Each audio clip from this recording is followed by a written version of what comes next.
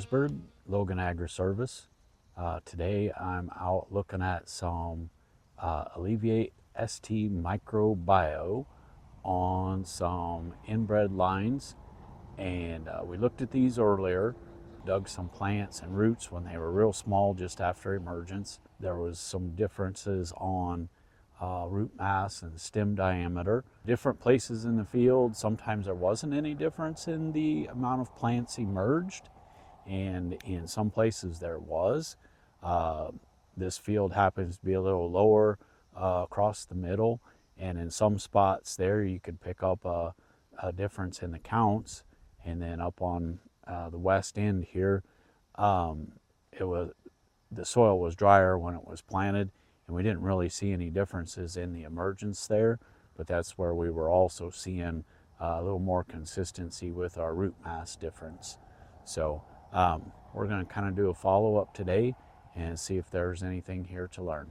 Okay, so we're in our treated area where we've got our Alleviate ST, and again, that's a seed treatment with the idea of bringing down stress, managing stress, coming out of the gate with a seed treatment where we're putting these seeds into some tough environments and micronutrients to support quick and early even emergence, and then a biological to establish and supplement interaction between the roots and nutrients in the soil quickly and early, and also to support early plant vigor for an inbred line planted into some wetter conditions where inbred lines are kind of known for struggling.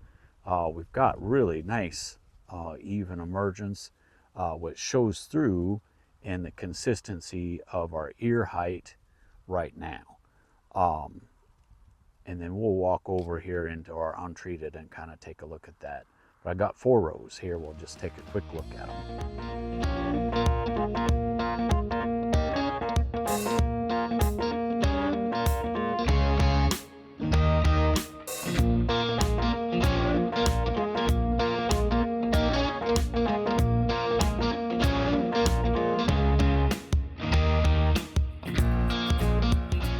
So we moved over here into our check or untreated, where we don't have any Alleviate ST Microbio on the seed, and right away we lost some of our consistency in ear size, and the consistency in height or placement of the ear also changed. Obvious in my opinion, but we'll get some pictures and kind of draw some comparisons on there, and then we'll take a look at some ears when we're all wrapped up. So we're trying to look at, or I'm trying to look at 4 rows across the planter here, maybe get away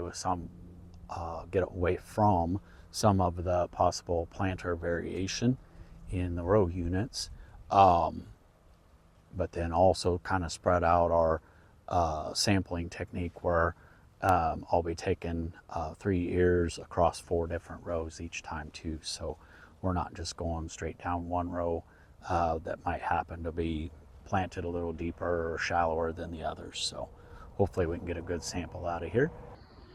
So we've got our samples here. Basically this will be our check or untreated, and we'll take a quick look at that. A lot more kernel pop. Looks like we're probably going to have better pollination overall with our treated, but our kernel pop was something that stood out right away, and we do seem to have more kernels with disease showing in our check as well.